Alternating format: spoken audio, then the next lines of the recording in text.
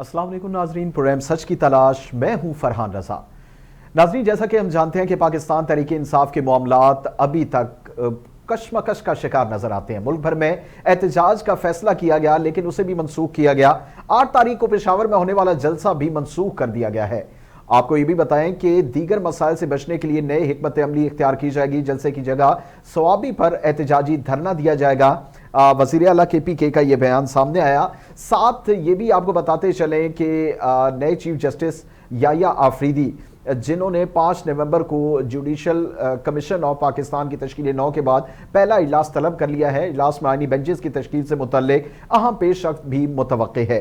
दूसरी जानिब पाकिस्तान तहरीक इंसाफ ने अभी कोशिश ये की है कि जैसे ही बानी PTI की अहलिया बुशरा बीबी की रिहाई हुई और इसके साथ अलीमा बेगम जो हैं उनकी रिहाई हुई, और साथ ही हमने देखा कि ये तहरीक जोर पकड़ती हुई नजर आ रही है कि बानी PTI के रिहाई के हवाले से क्या पेशरफ्त सामने आ सकती है। हमारे साथ मौजूद हैं जफर अली शाह साहब, पाकिस्तान तहरीक इंसाफ के सीनियर रहनुमा हैं, कानूनदान हैं। इनसे बात करते हैं। शाह साहब, सबसे पहले तो बहुत शुक्रिया आपके वक्त का। ये बताइए कि धरनों का और जलसे जुलूसों के मामलात जो हैं वो कुछ क्लैरिटी नजर नहीं आती PTI की जानिब से।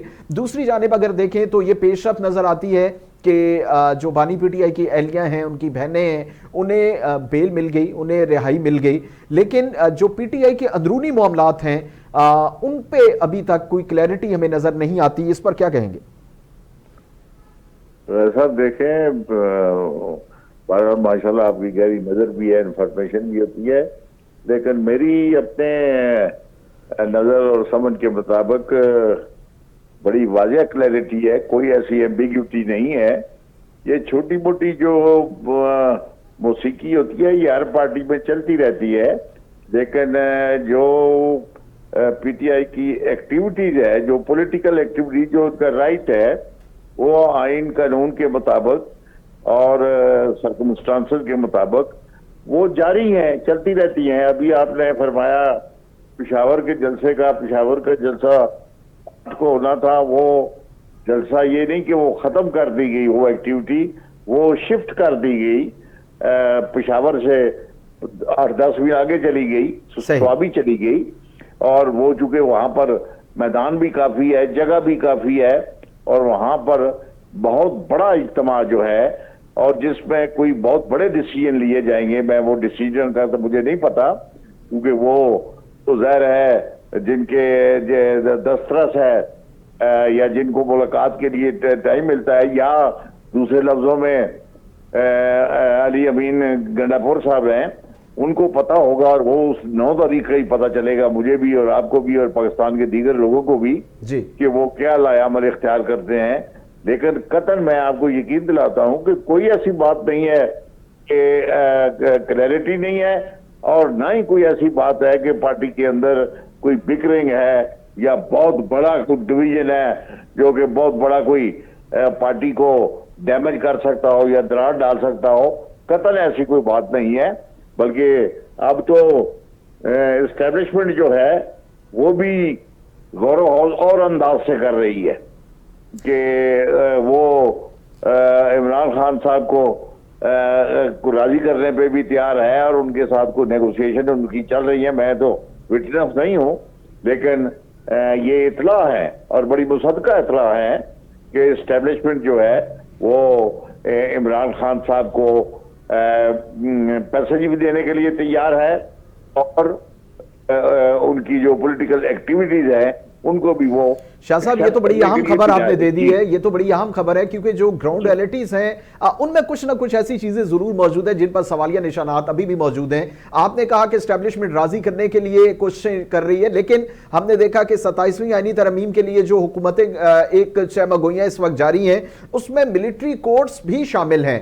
और जो सीनियर वजीर हैं इस वक्त मुस्लिम लीग नून के, उनका कुछ दिन पहले बयान आया राना सनाउल्लाह का कि भाई PTI इस वजह से डर रही है कि उसका ट्रायल मिलिट्री कोर्ट में ना चला जाए। तो ये सारे मामले एक कॉन्ट्रडिक्शन नहीं नजर आती? कतन कोई नहीं। पहली बात तो ये है कि मिलिट्री कोर्ट हो या सिविल कोर्ट हो जी, जो पॉलिटिकल लीडर होते हैं, और फिर लाइक इमरान खान जो उनका जो देखा है पूरी दुनिया ने, और जो बार बार वो खुद भी कह चुके हैं ट्रायल होता है, मिलिट्री ट्रायल हो या सिविल ट्रायल हो, पॉलिटिकल लीडर जिनकी जो प्रिंसिपल पर और मुल्क और अवाम की प्योर उसकी खातिर वो लड़ रहे हो, उनके लिए कोई नहीं हो। दूसरी बात यह है कि कोई इतना आसान काम नहीं है मिलिट्री कोर्ट के लिए। पहले भी मिलिट्री कोर्ट को 2 साल के लिए इजाजत दी गई थी, और मैं तो इसलिए बड़ा इसके साथ क्योंकि मैंने सेनेट में मिलिट्री कोर्ट की खिलाफवर्जी की थी, और एन उस वक्त जबकि उस वक्त के leader of the house prime minister Mian Nawaz Sharif साहब बैठे हुए थे, तो वो 2 साल के लिए उनको मिल चुकी थी। मैं नहीं समझता कि इनको इवन ये जो पार्लियामेंट है ये बड़े इसको ट्राई कर रहे हैं कि ये भी नहीं कर सकेंगे और ना मिलिट्री कोर्ट की कोई इजाजत दी जाएगी। ये बार बार कहते जरूर हैं, लेकिन मैं नहीं समझता, मैं अपनी जाती तजुर्बे की बात की बिना पर बात कर रहा हूं कि कतई ऐसी कोई बात नहीं होगी। चलिए, ये तो शाह साहब आने वाला वक्त बेहतर बताएगा, क्योंकि 26वीं आनी तरमीम से पहले भी जाहिर है इस तरह की बातें थी, लेकिन हुकूमत ने जो करना था वो तो हो गया। ये बताइए कि आपने अभी बात की है, हमने पहले भी पिछले प्रोग्राम में भी ये बात की थी कि अगर एस्टेब्लिशमेंट की आपने जिक्र किया यहाँ पे और हालात वाक़यात जो नजर आ रहे हैं, तो फिर क्या हम ये कह सकते हैं कि कोई ना कोई डील होने को है? क्योंकि एक चीज जो यहाँ पे बड़ी हमारे सामने बड़ी वाजे है कि इंटरनेशनली हमने देखा कि 160 के करीब जो है वो जो ऐवान नुमाइंदगान है कांग्रेस के अमेरिका में, उनका खत भी हमारे सामने है। 20 जो नुमाइंदे हैं ब्रिटिश गवर्नमेंट के, उन्होंने भी अपने प्राइम मिनिस्टर को खत लिखा है। तो इंटरनेशनली जो सिनेरियो बन रहा है, क्या ये चीज सामने रखते हुए आप ये बात कर रहे हैं या आप इतने कॉन्फिडेंट हैं? देखिए साहब, क्या आप कोई आंखें बंद कर सकता है पाकिस्तान के अंदर या पाकिस्तान के बाहर के? इस वक्त जो दुनिया में हो रहा है, जो फ्रांस में हुआ, जो यूके में हुआ, जो अमेरिका में हुआ, कौन सा जो स्पेन में हुआ, हर जगह पे हो रहा है। तो आप क्या समझते हैं कि पूरी दुनिया जो इस वक्त उठ खड़ी हो और चीख रही हो कि जो फंडामेंटल राइट्स हैं इमरान खान के, कि उनको किस तरीके से तबाह बर्बाद किया जा रहा है और उस पर जो सख्तियां हो रही हैं, तो क्या ये इसका कोई असर नहीं पड़ेगा किसी जगह पर? सर पड़ गया है, ये पड़ेगा तो अलग बात है ना। वो पूरी दुनिया जो है इस वक्त बाहर निकल आई है, और बिलखसूस पाकिस्तान के पाकिस्तानी कौम है जो बाहर की दुनिया में कमा कर पाकिस्तान को भी भेजती है और अपने घरों को भी भेजती है। तो क्या ये बात इग्नोर कर दी जाएगी या किसी पर असर नहीं होगा? इस्टेब्लिशमेंट ने अपने तीर आजमा लिए, मतलब जो या इस्टेब्लिशमेंट कह लें या मौजूदा हुकूमत जो है जिसके पीछे खुद कोई लॉ की फोर्स नहीं है उनके पीछे। 26वीं तरमीम की आपने बात की, 26वीं तरमीम उन्होंने करके क्या कमाल कर लिया कि जिस पर दूसरे दिन ही उनको ये कहना पड़ेगा कि अब हम 27वीं तरमीम करेंगे।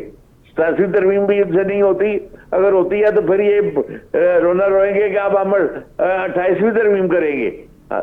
ये जो तरमीमी हुकूमत है ना, ये इसके पास कुछ भी नहीं है। ये अपने मुल्क की मुलाजमीन की तनख्वाहें पूरी कर ले तो वो भी बड़ी बड़ी बात है। यानी जो औने पौने अपने मुल्क की PIA को बेचकर खरीदार भी खुद बने हुए हैं। लानत है ऐसी हुकूमत पर और ऐसी गवर्नमेंट। शाह साहब, इसमें तो सबसे पहले जो बिडिंग हो रही थी उसके बाद जो पहला नाम आया वो तो आपकी जो KPK गवर्नमेंट है उन्होंने कहा, और उन्होंने तो ऑफर भी दे दी, और सबसे पहले तो फिर आपकी गवर्नमेंट यानी KPK हुकूमत ने इसके लिए ऑफर लगाई है। ना हुकूमत का कहना वो उन्होंने अच्छा किया, उन्होंने कहा किधर बेचते फिरते हैं आप इसको। हुकूमत घर के बर्तन बेचकर घर नहीं चलाए जाते, और ना मुल्क के अपने एसेट बेचकर मुल्क चलाया जाता है। ये कोई तरीका है? इस सबसे बड़ी नालायकी और क्या हो सकती है रजा साहब? कब तक बेचते रहेंगे? ये तो बेचकर ये इनको तो जरा सी तकलीफ होती है, ये तो भाग जाते हैं। चले शाह साहब, इसमें हम डिटेल में फिर बात करते हैं, इस पर। लेकिन उससे पहले मुझे ये बताइए कि आपने जैसे इंटरनेशनली सिनेरियो का जिक्र किया, उससे पहले आपने एस्टेब्लिशमेंट की बात की, तो फिर PTI को मान लेना चाहिए कि कहीं ना कहीं कोई डील, कोई ना कोई हालात तो ऐसे बन रहे हैं। कत्तन नहीं, बिल्कुल कैटेगरिकली मैं बड़े वसूख से कह सकता हूं और हल्फन भर के कह सकता हूं कि नो डील। डील किस बात की? यानी क्या डील, क्या ये इमरान खान साहब से क्या चाहते हैं और देना क्या चाहते हैं, क्या किस बात की डील? सर ये जो ऊपर नीचे उसकी जमात को उन्होंने सिंबल ले लिया, उसके मेंबरान को बंद कर दिया, उसकी पार्टी के ख्वातीन को सॉरी, तो वो और क्या करेंगे ये? इससे ज्यादा आगे किस हद तक वो जा सकते हैं, आप बता दें। आगे तो फिर यही है ना, जो हालातों वाकयात है वो तो हमारे सामने है, लेकिन आप ये देखें कि कुछ चीजें जो है वो बड़ी, जैसे ये कुछ रिहाइयां सामने आई हैं, उसके बाद हमने देखा कि खान साहब पे पाबंदी थी, आपको पता है मुलाकातें नहीं हो रही थी, मुलाकातें शुरू हो गई, और आज इंतजार पंजोता साहब सामने आ गए हैं, और उसके अलावा कुछ मामला तो हमारे सामने आ रहे हैं इस किस्म के। तो ये पंजोता साहब के हालात देखकर भी आपको समझ नहीं लगी कि ये क्या करना चाहते हैं पाकिस्तान के अवाम के साथ? कोई हालत है? इससे ज्यादा बेशर्मी कुछ हो सकती है कि वो वकील है, हमारा कुलीग है, उसके साथ जो अशर या उसका जो चेहरा बता रहा है, तो क्या ये उसका चेहरा दिखाकर डराना चाहते हैं पाकिस्तान के लोगों को? ठीक है, चले इस पर बात करते हैं। हमारे साथ मौजूद है इस वक्त पाकिस्तान पीपल्स पार्टी की सीनियर रहनुमा महरीन राजा। महरीन साहिबा, बहुत शुक्रिया आपके वक्त का। ये बताइएगा कि अभी जैसे गुफ्तगू चल रही थी कि Pakistan PIA, Pakistan international PIA जो है पाकिस्तान के एक वेल नोन इदारा था किसी दौर में, और दुनिया में इसका नाम था, लेकिन अभी जो हालातों वाकयात सामने हैं, निष्कारी की जानिब बहुत बड़ी तेज़ी से कोशिश की जा रही है कि हम बढ़ें और PIA को प्राइवेटाइज कर दें, लेकिन उनके जो अभी जो मिनिस्टर हैं जिनकी जिम्मेदारी है निष्कारी के, उनका कहना है, अलीम खान साहब ने कहा कि भाई मैं इसे बचाने या मैं बेहतरी नहीं कर सकता, मैं तो इसे बेचने के लिए आया हूं। जबकि PTI का हमेशा पाकिस्तान पीपल्स पार्टी का यह स्टांस रहा है कि वो प्राइवेटाइज करने के कभी भी हक में नहीं रही इदारों को। तो इस हवाले से क्या स्टांस आप पाकिस्तान पीपल्स पार्टी का? बिस्मिल्लाहिर्रहमानिर्रहीम।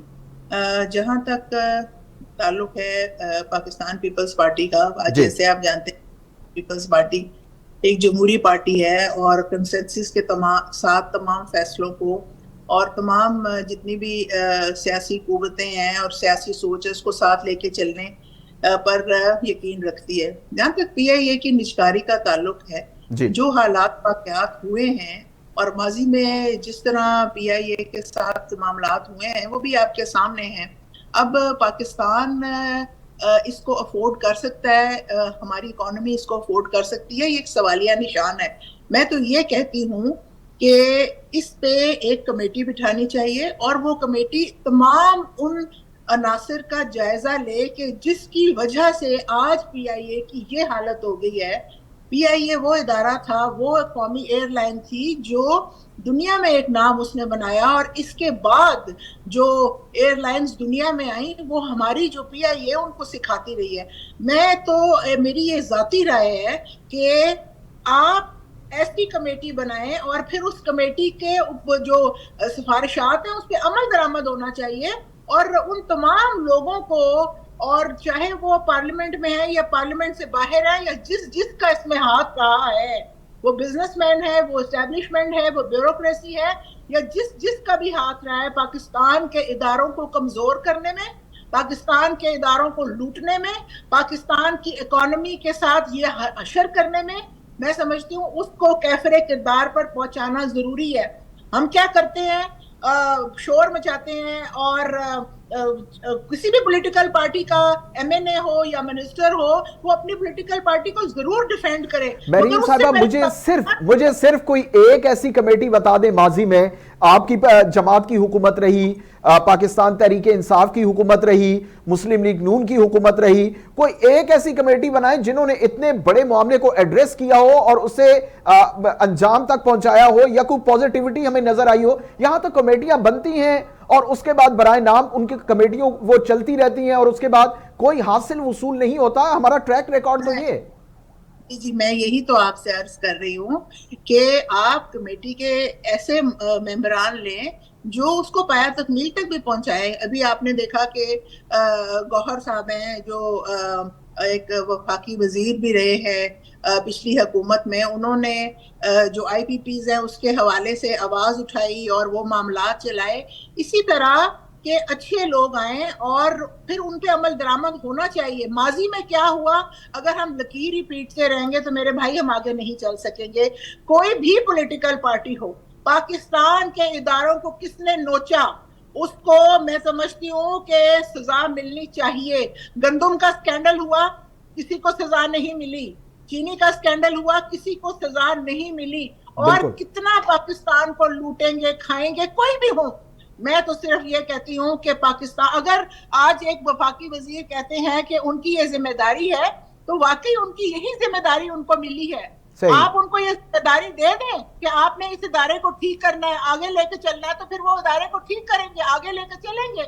आज जब नेशनल, आपने देखा NHA के अंदर उन्होंने कहा कि हमने कितना रेवेन्यू जो है बनाया और उसको हम लेके आए हैं। NHA के इदारे ने उन्होंने अच्छा काम किया है, तो एक अच्छी बात है।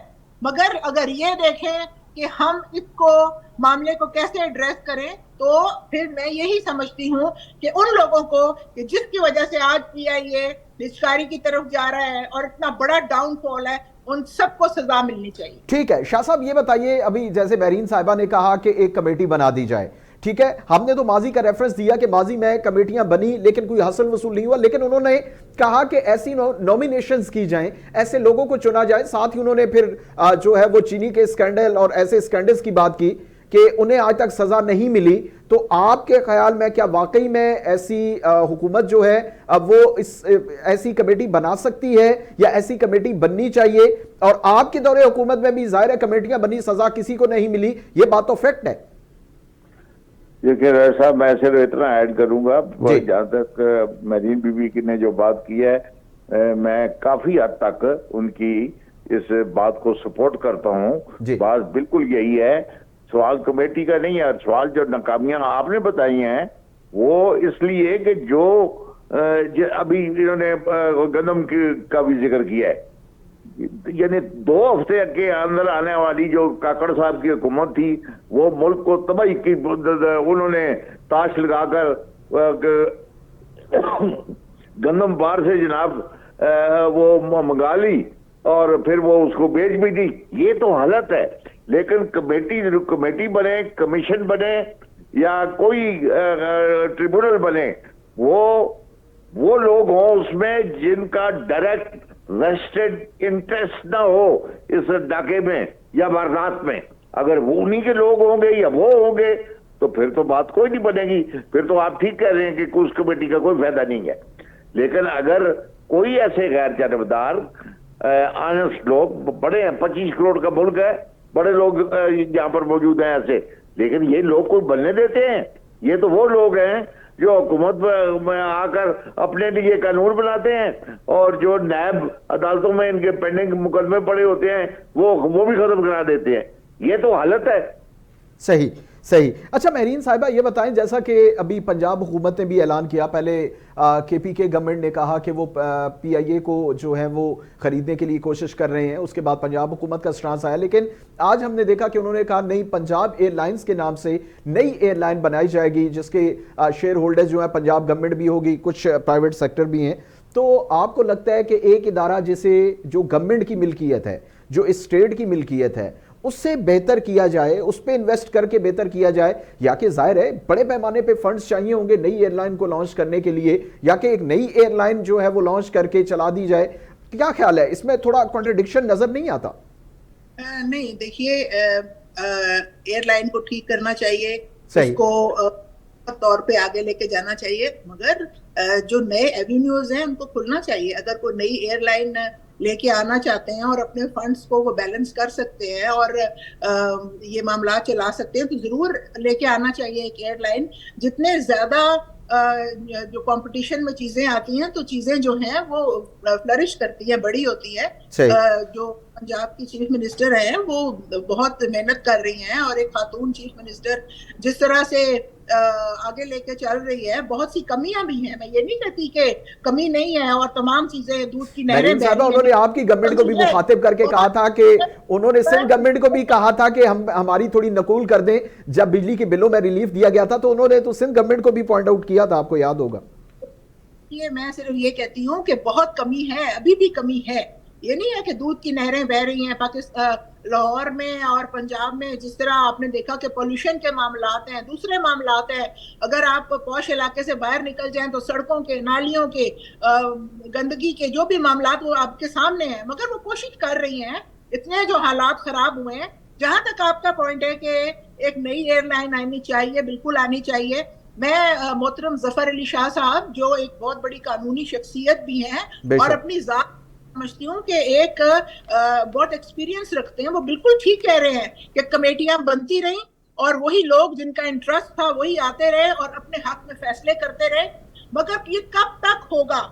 देखिए, आज अगर पार्लियामेंट, एस्टेब्लिशमेंट, जुडिशरी ये नहीं सोचेंगे कि इसी मुल्क में रहना है, इसी मुल्क में हमारी कब्रें बननी है और इसी मुल्क में हमारे जो आने वाली नस्लें हैं उन्होंने आगे चलना है।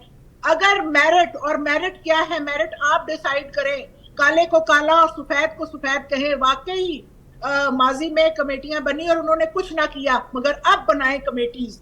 बिल्कुल जफर अली शाह साहब की बात मैं मुत्तफिक हूं कि अब बहुत अच्छे लोग हैं, 25 करोड़ अवाम का ये मुल्क है।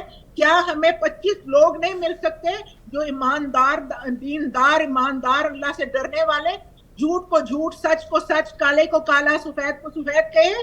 क्या ऐसा नहीं हो सकता? क्या हमने कानून में से सिर्फ अपने घर भरने हैं? क्या गरीब का घर नहीं बन सकता? हमें सोचना पड़ेगा। ठीक है। अच्छा, शाह साहब की तरफ मैं शाह साहब का एक कमेंट लेना चाहूंगा। शाह साहब, मेरीन साहिबा ने कहा कि सब सियासतदान, जो सीनियर सियासतदान हैं, उन्हें सोचना चाहिए कि भाई इसी मुल्क में मरना है, यहीं पे कब्रें बनेंगी, लेकिन ये सारा नसीब या ये सारा मुकद्दर तो इस अवाम का है। क्योंकि हमारे जो पॉलिटिशियंस हैं, सीनियर क़यादत है, उन्हें कोई भी तकलीफ होती है, उनके सेहत के मसाइल होते हैं तो वो फौरन से अगली फ्लाइट से बाहर चले जाते हैं। पाकिस्तान में उनका इलाज नहीं होता, उनके मामलात बाहर तय किए जाते हैं। ये तो इस अवाम का मुकद्दर है कि उन्होंने यहां पे रहना है। बिल्कुल, आपने अच्छा सवाल भी उठाया और उसमें जवाब भी आपने खुद दे दिया। बिल्कुल ठीक बात, बिल्कुल ठीक बात है। यही बात है, यही रोना है। पाकिस्तान के अवाम यही रोना रो रहे हैं, मतलब कि ये बड़े लोग और बड़े सियासतदान और हुकूमतें करने वाले 40-40 साल, इनके उंगली को जरा दर्द होता है या गले में खराश आ जाती है तो ये भाग जाते हैं, अच्छा जी हम इलाज कराने जा रहे हैं। तो पाकिस्तान के अवाम क्या करे, मतलब बिल्कुल ऐसे। अच्छा मेरीन साहबा, सिंध गवर्नमेंट का एक बार फिर उसी पॉइंट पे आते हैं कि सिंध गवर्नमेंट का कोई इरादा है, क्योंकि केपी गवर्नमेंट ने ऑफर किया पीआईए को खरीदने की, उन्होंने एक ऑफर भी दी बिडिंग में भी, और उसके बाद जो है वो पंजाब गवर्नमेंट ने एक नई एयरलाइन की जो है वो मंसूबा सामने रखा और पीआईए को खरीदने की भी पहले उन्होंने बात की। तो क्या सिंध गवर्नमेंट भी अपना हिस्सा डालने को तैयार है? क्या कोई आपकी गवर्नमेंट भी इसमें जो है वो सामने नजर आएगी कि कोई पीआईए के हवाले से कोई खरीदारी में या इनका कोई इंटरेस्ट सामने आ सकता है? देखिए, जहां तक केपीके का ताल्लुक है, अभी आपने देखा कि बहुत से फंड्स वहां पे लैप्स हुए और वापस चले गए। मैं समझती हूँ चीफ मिनिस्टर साहब को ज्यादा तवज्जो देने की जरूरत है वहां के मामलात में। और जहां तक सिंध की बात है, देखिए पाकिस्तान के चारों सूबे एक इकाई बनाते हैं। अगर हमारी सोच, आप मेरे भाई है, मैं सिर्फ ये कहूंगी कि अगर हम ये सोचें, जैसे आपकी सोच में ये आया कि सिंध भी कर रहा है, खैबर पख्तूनख्वा, पंजाब, बलूचिस्तान, ये चारों सूबे एक इकाई हैं। आज तो ये भी एक मैसेज दिया गया है कि चारों सूबे मिलके इसके शेयर्स ले लें और फिर इसकी तरक्की, पीआईए की तरक्की पे बात की जाए। तो सिंध तो है कि सिंध अपना किरदार अदा कर रहा है, बावजूद इसके कि उसको उसके पूरे वसाइल ना माजी में मिले हैं और ना अब मिल रहे हैं। हम तो इस हुकूमत का हिस्सा सिर्फ इसलिए बने, ये तो रोजे रोशन की तरह आया है कि मामलात बहुत बिगाड़ की तरफ जा रहे थे। आज भी बिलावल भुट्टो साहब ये कहते हैं कि हुकूमत में हम उस हद तक हैं कि हुकूमत अवाम को रिलीफ दे, अगर रिलीफ नहीं देगी तो हमारा हुकूमत में रहने का जवाज फिर नहीं रहता, क्योंकि पाकिस्तान पीपल्स पार्टी अवाम की पार्टी है और अवाम अगर उसके मसाइल और उसके जो हकूक हैं वो पूरे नहीं होते तो फिर तो जवाब खत्म हो जाता है।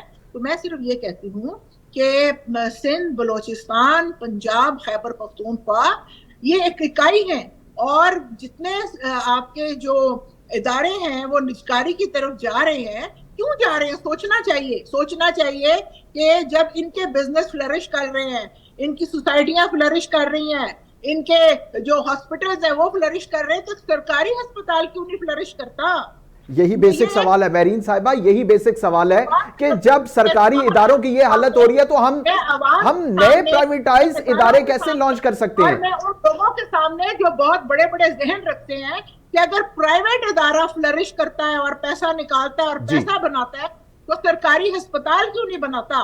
तो सरकारी अदारे क्यों नहीं बनाते? नहीं, तो इसमें तो सवाल मेरीन साहिबा, इसमें तो सवाल पाकिस्तान पीपल्स पार्टी पे, क्योंकि आपने अभी जैसे बात की कि सिंध को उस तरीके से फंड्स नहीं दिए जाते, उसका हक नहीं दिया जाता, तो अगर सिंध गवर्नमेंट को हक नहीं मिलता, आपके बजट में भी तहफ़्फ़ुज़ात सामने आते हैं, 26वीं आईनी तरमीम में आप पेश होते हैं, तो फिर पीपल्स पार्टी की ऐसी क्या मजबूरी है कि आप इलाइज के साथ साथ चल रहे हैं? देखिए, ये तो आप भी जानते हैं और तमाम जानते हैं कि पीपल्स पार्टी की मजबूरी अवाम की खिदमत है, जमहूरियत को चलाना है, अवाम की खिदमत चले तमाशा दुनिया में बनाना है। ठीक है। अच्छा, शाह साहब से जरा मैं ये जानना चाहूंगा, शाह साहब, क्या ये बात जो टैक्स पेयर है उनके पैसे से, गरीब के पैसे से जो टैक्स वो दे रहा है, कि आप बताइए कि अमीर के लैंड क्रूजर्स के जो टैक्स भरे जाते हैं, आखिर ये इंसाफ कब होगा? टैक्स देने वाला परेशान है कि वो टैक्स देना चाहता है, मगर उसको नोटिस पे नोटिस आते हैं। मेरीन साहबा, फिर आपकी जमात जो इलाइज बनी हुई है, उन्हें चाहिए कि गवर्नमेंट को इस पर सख्त स्टांस दें। आप तो पेश, आपकी जमात भी पेश है। शाह साहब से इस पे पॉइंट ऑफ व्यू, शाह साहब से जरा मैं इस पे उनका पॉइंट ऑफ व्यू शाह साहब से पॉइंट ऑफ व्यू ले लूं, उसके बाद फिर दोबारा आपकी तरफ आता हूं। शाह साहब, ये बताएं कि अब मेरीन साहिबा ने जैसे कहा कि पीपल्स पार्टी सिटिंग गवर्नमेंट है, जाहिर है उन्हें वो हुकूक या वो चीजें नहीं मिली जो कि सिंध सूबे का हक था। उसके बाद फिर बजट में भी जो है वो तहफ़्फ़ुज़ात सामने आते हैं, बिलावल भुट्टो ज़रदारी साहब ने बरमला कहा, उसके बावजूद फिर ये पेश है, हुकूमत के साथ है, तो पीपल्स पार्टी की मजबूरी क्या रही होगी, इस पे आप क्या कहेंगे? कोई मजबूरी ना इनकी है ना इनकी, दोनों ग्रुपों की, दोनों खानदानों की। अभी तो ताजा बात है कि 2 अरब रुपया दोनों को, प्रेसिडेंट को और प्राइम मिनिस्टर के जहाजों की मरम्मती के लिए चाहिए। जी बिल्कुल, ये आज की ताजा खबर है। बिल्कुल। हाँ, तो क्या करते हैं आप, क्या कहते हैं, कौन सी बात है जो आपको नहीं समझ आ पाकिस्तान? अब तो ये है कि अल्लाह की मेहरबानी, ये अल्लाह ने मेहरबानी जरूर की है पाकिस्तान पर, कि पाकिस्तान की आवाम जो है अब अवेयरनेस उनमें आ गई है। वो समझ गए हैं कि कौन डाकू हैं जो लूट रहे हैं और किस कौम को लूट रहे हैं और कौम को कहां तक लेके जाना चाहते हैं। बड़ी सीधी सी बात है। और अभी आपने भी कहा, या बहरीन बीबी ने कहा कि सवाल ये है कि ये अब देखे ना, पीआईए को कितनी कंट्राडिक्शन है। इसको हम कहते होते हैं सेल्फ कंट्राडिक्शन, कि एक तरफ अपने असासे बेच रहे हैं हम, और दूसरी तरफ से सूबों से आवाजें आ रही हैं कि जनाब ये हम ले लेंगे। हम भाई, अगर आप तो कौमी एयरलाइन है, तो आपके पास अगर पैसे हैं तो दे दे कौम को, इसी पीआईए को उठा दे। यानी कमाल बात है जो हमें समझ नहीं आती कम अज कम, कि ये कर क्या रहे हैं कौम के साथ। ये इन्होंने जो लूट खसूट की हुई है और जो आप बेच रहे हैं और अपना हर मामले में अपना शेयर रख रहे हैं, इस तरीके से भी कभी मुल्क चले हैं कि एक ही खानदान के आधे आदमी हुकूमत में आ जाए, हुकूमत बना ले, आधों को कहें भाई आप करें बिजनेस और हम आपको हर सहूलत देने के लिए तैयार है। लेकिन ठीक है, लेकिन बहरीन साहिबा, ये बताइए कि अब सिंध गवर्नमेंट की अगर हमने अब बात करें तो इंफ्रास्ट्रक्चर पे एक बड़ा बजट मुख्तस किया गया है। वजीर आला सिंध जो है बड़े पेश नजर आते हैं हमें, तो क्या इस पे भी कोई चेक एंड बैलेंस और ये चीजें रखी गई हैं ताकि जो अवाम की जरूरियात है वो अवाम तक पहुंचे? क्योंकि कराची शहर की अगर हम बात करें या सिंध की बात करें, इंफ्रास्ट्रक्चर पर बहुत सवालात उठे थे, जिसकी वजह से बड़ा बजट जो है वो मुख्तस किया गया है। तो इस हवाले से क्या अभी पीपल्स पार्टी की स्ट्रेटेजी क्या है इस हवाले से? ये पीपल्स पार्टी, मैंने पहले भी कहा कि बिलावल भुट्टो साहब ये बार ये बात कहते हैं कि स्क्रूटनी, चेक बैलेंस ये बहुत जरूरी है। अवाम को कैसे आपने फैसिलिटेट करना है। आपने देखा कि जिस तरह सिंध में हॉस्पिटल बने हैं, जिस तरह सिंध में जो हेल्थ की फैसिलिटीज दी जा रही हैं, पूरे पाकिस्तान में वहां से लोग आते हैं, दिल का इलाज, लिवर का इलाज, बाकी इलाज जो वहाँ 1 रुपया नहीं लिया जाता। वहां पे आपने देखा कि मैं ये नहीं कहती कि वहां पे भी दूध की नहरें बह रही हैं, स्क्रूटनी होना जरूरी है, इंफ्रास्ट्रक्चर के ऊपर बहुत सा जो है रखा गया है, इसलिए रखा गया है कि वहां पे उसकी जरूरत है। और चीफ मिनिस्टर साहब इस चीज में एक पेशरफ्त कर रहे हैं, और आप वक्त दें, वक्त आपको आने वाला वक्त बताएगा कि हालात और वाकयात इन मामलात को कैसे लेके चलते हैं। मैं इस बात के को मैं दोबारा कहना चाहूंगी कि ये जो निजकारी में हमारे बहुत बड़े बड़े इदारे, PIA समेत तमाम जितने भी इदारे हैं वो आ रहे हैं, उनकी हालत ये क्यों हुई, कैसे हुई, कोई एक इस पे एक वर्डिक्ट आना चाहिए और फिर सजा जरूर मिलनी चाहिए। यहाँ सजा नहीं मिलती, जिसकी वजह से हिम्मत पकड़ ली जाती है और जिसकी वजह से जो नेक्स्ट आने वाला जो भी होता है वो फिर उसको उसी तरह उसको लेके चलता है। आज सिर्फ ये चाहिए कि उन लोगों को सजा दी जाए और कैफरे किरदार तक पहुंचाया जाए जो सफेद कपड़ों में बैठ के पाकिस्तान को लहूलुहान कर रहे हैं, पाकिस्तान को लूट रहे हैं और सामने नहीं आते। देखिए मेरीन साहिबा, बात यह है कि वो क्या किसी शायर ने खूब कहा कि वक्त करता है परवरिश बरसों, हादसा एकदम नहीं होता। तो अगर हम थोड़ा सा माजी में जाएं तो कोई उसमें एक दफा पाकिस्तान तहरीक इंसाफ मुतअद्दिद बार आपकी हुकूमतें आई, पाकिस्तान मुस्लिम लीग नून की मुतअद्दिद बार हुकूमतें आई, तो ये फिर जिम्मेदार तो बीच में ही बैठे हुए हैं। शाह साहब भी अगर इस बात को सेकंड करें कि आपकी गवर्नमेंट गुजरी है तो आपने वो इकदामात क्यों नहीं किए, वो कमेटियां क्यों नहीं बने, ये सवालात तो फिर सबकी तरफ, ये उंगली सबकी तरफ उठती है। नहीं, मुझे ये बताइए कि मैंने एक दफा भी कहा है कि जिम्मेदार बीच में नहीं बैठे। बिल्कुल नहीं, आपने बिल्कुल ऐसे मैं तो आप मुझ पे इल्जाम लगाएं, आप मुझे फांसी दे दें, आप मुझे गर्क कर दें, मैं कब कह रही हूँ कि नहीं बैठे हुए बीच में? मैं तो ये कह रही हूँ कि आए मिल के पूरी पॉलिटिकल पार्टीज मिले और एक कमेटी बनाए, कमीशन बनाए, और फिर जो कमीशन की रिपोर्ट हो जो सच्चाई पे मबनी हो फिर उनको सजा भी दें। खुदारा आप ये क्यों कहते हैं पीपल्स पार्टी ने ये नहीं किया, नून ने नहीं किया, PTI ने नहीं किया, इसी लड़ाई में पड़े रहते हैं? नहीं, देखिए मेरीन साहिबा, बिल्कुल आपने बजा, लेकिन जो काम हो रहे हैं, देखिए जो काम हो रहे हैं वो चीजें जो काम हो रहे हैं वो सामने हैं। पीपल्स पार्टी ने, जैसे अभी पहले हम बात कर रहे थे कि पीपल्स पार्टी ने सिंध में फंड्स मुख्तस किए हैं, उन्होंने इंफ्रास्ट्रक्चर पे तवज्जो दी है और उन्होंने सेहत के हवालों से अपने कामों पे तवज्जो दी है, तो वो नजर आते हैं, वो आवाम के सामने है, उसे झुटलाया नहीं जा सकता, ये बात तो है। शाह साहब, आपका आखिरी कमेंट लूंगा कि जैसे मेरीन साहिबा ने कहा कि कोई भी हो उसे लटकाया जाए, तो एक मुख्तसरन बताइए क्या स्ट्रेटेजी होनी चाहिए ताकि इस किस्म के जो कल्प्रेट्स हैं वो सामने आए और वो अपनों को रेवड़ियां बांटने वाली स्ट्रेटेजी सामने ना आए। तो क्या कुछ करना चाहिए, सिटिंग गवर्नमेंट हो या कि ऑपोजिशन में हो? जाहिर जमहूरी जमातें, सबका हक बनता है। ये रजा साहब, बड़ी सीधी सी बात है कि तमाम पॉलिटिकल पार्टीज दयानतदारी से, ईमानदारी से जी वो अपने मुल्क के आइन को फॉलो करें, एक एक नुक्ते पर, और उसका एक एक क्लास को फॉलो करें, आइन को वायलेट न करें, आइन को यरगमाल न बनाएं, आइन का औलिया न बगाड़ें और जमहूरियत का भी औलिया न बगाड़ें। ऐसे जमहूरियत नहीं चाहिए इस कौम को कि अंदर हारने वालों को अंदर बैठा दें और जीतने वालों को आप जेलों में भेज दें। तो क्या ये इस तरीके से मुल्क चलेगा? नहीं चल सकता।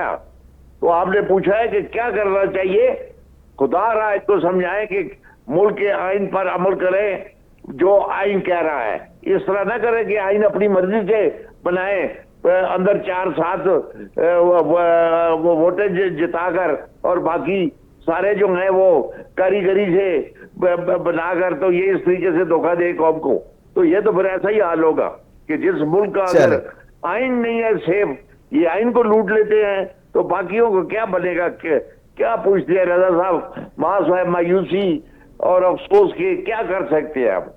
चले, ये शाह साहब, आखिर में हम यही कह सकते हैं कि पैवस्ता रहे शजर से उम्मीदें बाहर रख और आने वाले वक्तों में बेहतरी हो। मेरीन साहिबा, जिनसे काफ़ी डिटेल और कंसाइज गुफ्तगू हुई और काफ़ी जज्बाती गुफ्तगू हुई, तो जाहिर सी बात है पाकिस्तानी हैं, पाकिस्तान के लिए जिनका दिल धड़कता है, जाहिर है वो जज्बाती हो जाते हैं। नाजरीन, आज के प्रोग्राम से ही इतना ही। बहुत शुक्रिया। हमारे साथ मौजूद थे ज़फ़र अली शाह साहब, मेरीन राजा साहिबा हमारे साथ मौजूद थे, आप मेहमानों का।